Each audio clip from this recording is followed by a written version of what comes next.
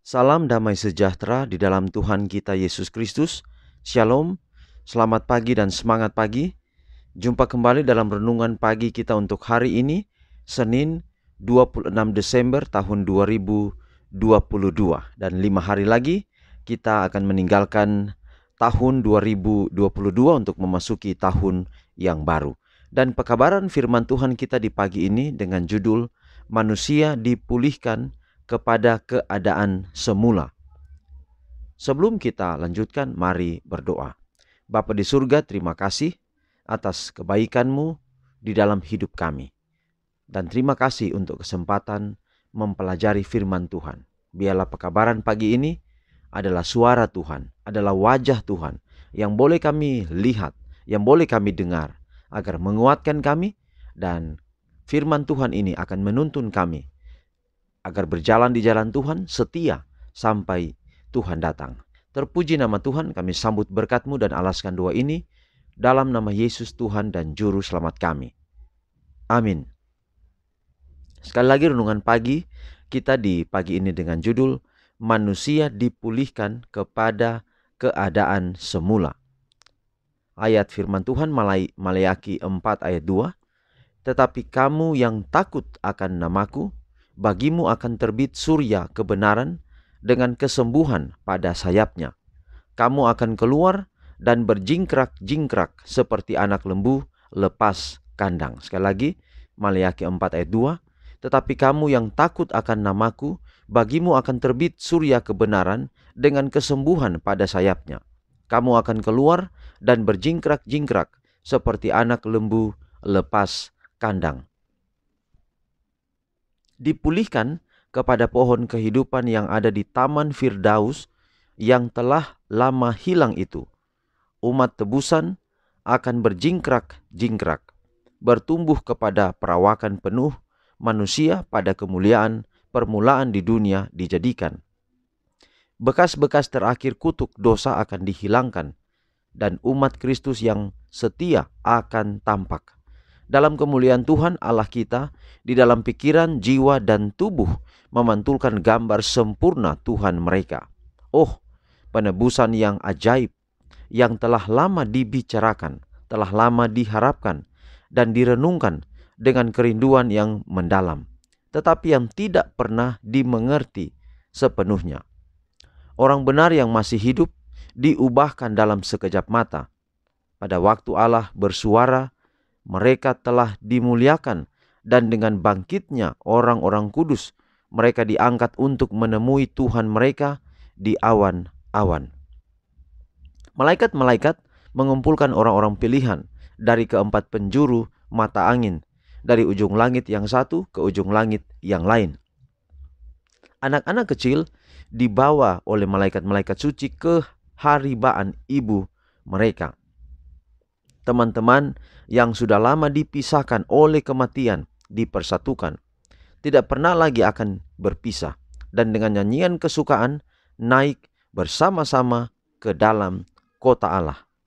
Barisan arak-arakan yang berkilau itu ditarik ke atas dalam bentuk lekuk segi empat mengelilingi raja mereka, yang bentuk perawakannya lebih tinggi mengatasi orang-orang kudus dan malaikat, yang wajahnya bercahaya kepada mereka penuh dengan kasih yang besar. Ada mahkota bagi setiap orang yang bertuliskan nama baru masing-masing, dan tulisan yang berbunyi, kekudusan bagi Tuhan. Kepada setiap tangan diberikan daun palem kemenangan dan kecapi yang bercahaya. Kemudian pada waktu pemimpin malaikat memainkan lagu, setiap tangan memetik tali kecapi dengan mahirnya, menghasilkan musik yang bersuara lembut, merdu.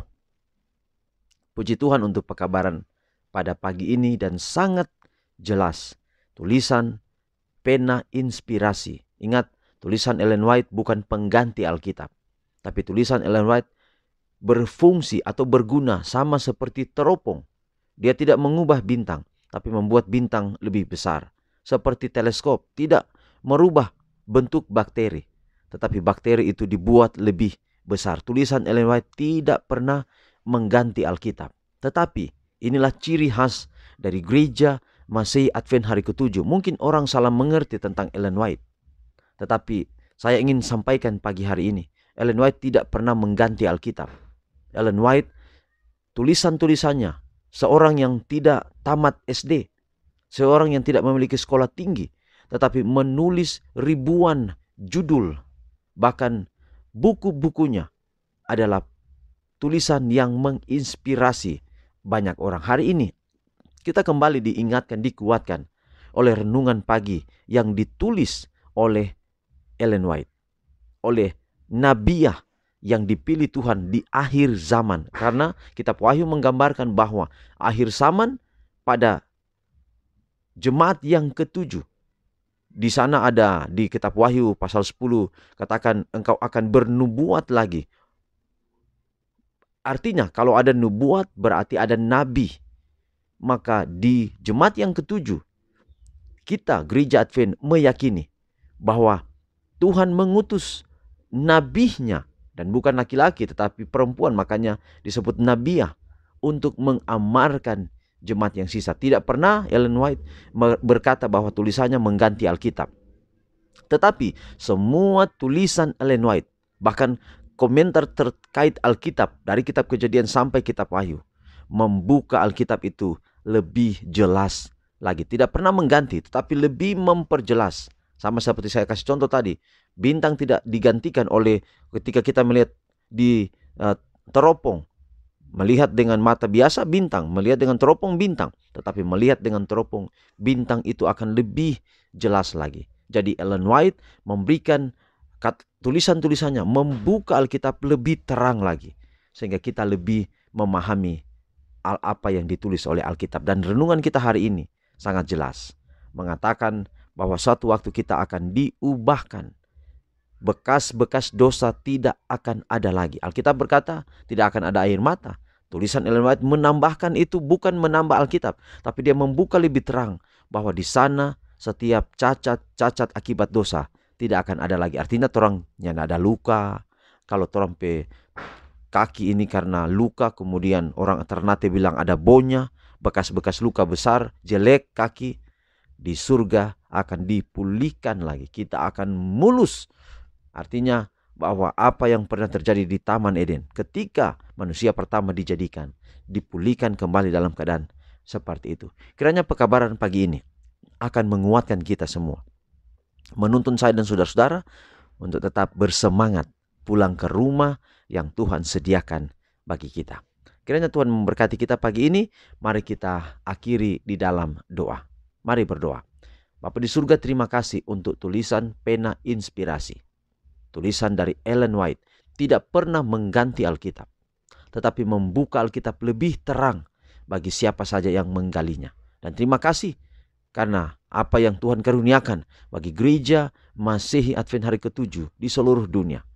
Bahwa tulisan-tulisan dari Ellen White membuat kami semua, Tuhan, lebih rindu mendalami akan Alkitab. Apa yang akan terjadi nanti di dalam kerajaan surga yang kami baca hari ini, menguatkan kami supaya kami lebih bersemangat lagi untuk ada di sana ketika Tuhan datang. Berkati kami sepanjang hari ini di dalam setiap tugas dan tanggung jawab kami. Kiranya kami dapat melaksanakannya dengan penuh rasa sukacita dan selalu berhasil karena Tuhan. Inilah doa kami, terpuji nama Tuhan. Dalam nama Yesus kami telah berdoa. Amin. Demikian pekabaran pagi ini. Sampai jumpa besok dan selamat menjalani beberapa hari sampai pada pelepasan tahun lama dan penyambutan tahun yang baru nanti. Tuhan berkati kita semua. Sampai jumpa besok. Shalom.